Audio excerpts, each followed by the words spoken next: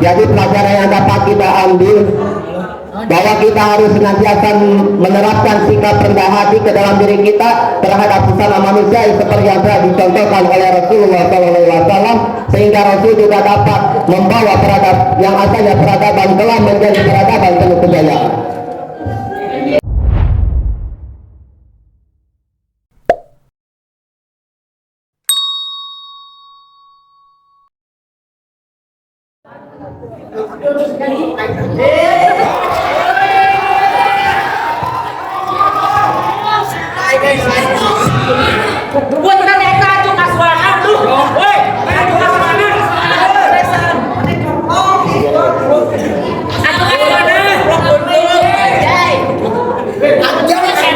Bismillahirrahmanirrahim.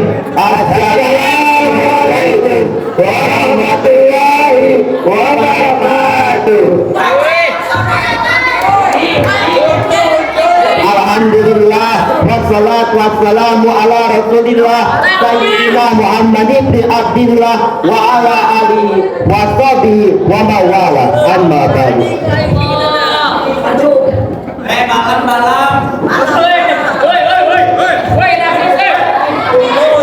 Pertama-tama dan yang paling utama, mari kita panjatkan puji dan syukur kepada hadirat Allah yang Maha Gofur. Salawat dan salam semoga selamanya tercurah limpahkan kepada baginda kita tercinta, yakni Habibana wa Nabiyana wa Rasulana Nabi Muhammad sallallahu alaihi wasallam. Yang terhormat para dewan juri yang dimuliakan oleh Allah, dan yang terhormat para santriwa yang berbahagia, para hadirin dan teman-temanku yang mudah-mudahan dimuliakan oleh Allah. Amin. Hadirin rahimakumullah, pada beberapa abad silam dalam tatanan sejarah umat Islam ada banyak sekali perilaku yang kejam yang dilakukan oleh orang-orang yang tidak mempunyai kemanusiaan. Perilakunya jauh dari sifat kemuliaan. Banyak wanita-wanita yang dilecehkan dan bayi yang lahir dengan jenis kelamin perempuan dikubur hidup-hidup oleh mereka tanpa ampunan. Bahkan pembunuhan di antara mereka telah menjadi kebiasaan. Minum-minuman keras, hidup berpoya-poya telah menjadi kebudayaan mereka. Itulah keadaan masyarakat jahiliyah sebelum datangnya Islam.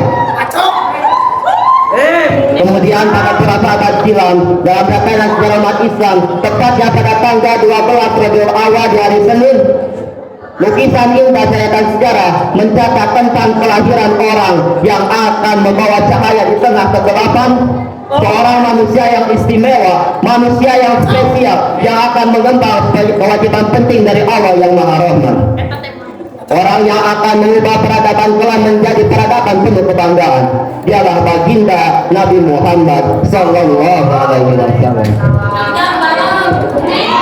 Refleksi konsepsi tersebut memberikan gambaran jelas bahwa misi terpenting Nabi Muhammad adalah membawa revolusi mental umat yang tidak berperadaban menjadi manusia penuh kesantunan, dengan menerapkan perbaikan perilaku, perbaikan moral dan perbaikan akhlak. Untuk itu, izinkanlah kami untuk menyampaikan sarahan Al-Quran yang berjudul Meneladani Ahmad Muhammad dalam sikap rendah hati, dengan landasan Quran surah Al-Furqan ayat 63 yang berbunyi,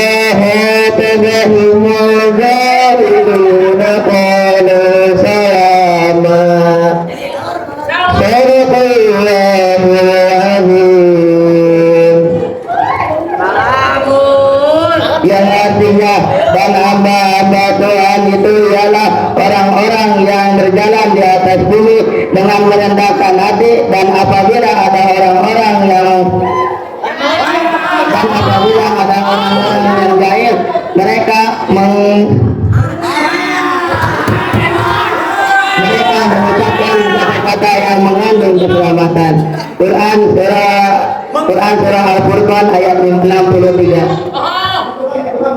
Hadirin yang terhormat, dalam kitab tafsir Al-Jalalain dijelaskan bahwa kalimat ibadur rahman yang dimaksudkan adalah hamba-hamba Allah yang baik yang berjalan di atas bumi dengan tenang dan rendah hati.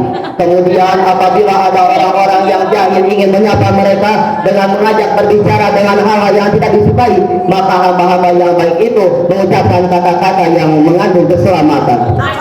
Ayat tersebut juga memberikan pemahaman kepada kita bahwa hamba yang baik adalah hamba Allah yang merendahkan hatinya terhadap sesama manusia lainnya, tanpa membedakan strata apalagi harta, tanpa membedakan kata apalagi kasta, dan tanpa membedakan bangsa apalagi bahasa, karena di hadapan Allah kita semua itu sama.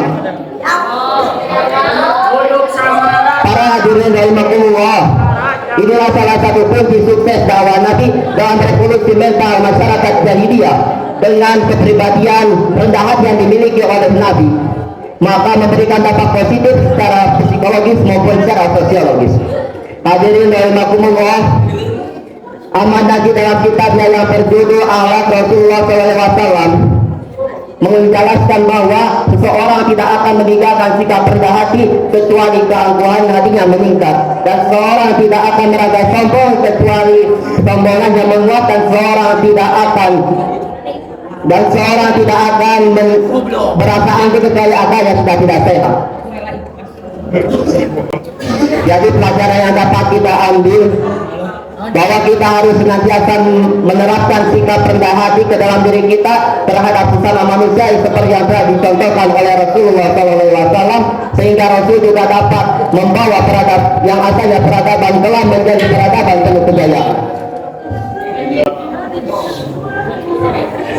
Dapat kami tarik kesimpulan bahwa yang pertama, sikap rendah hati dapat menjadi renungan untuk kita agar melahirkan kesadaran.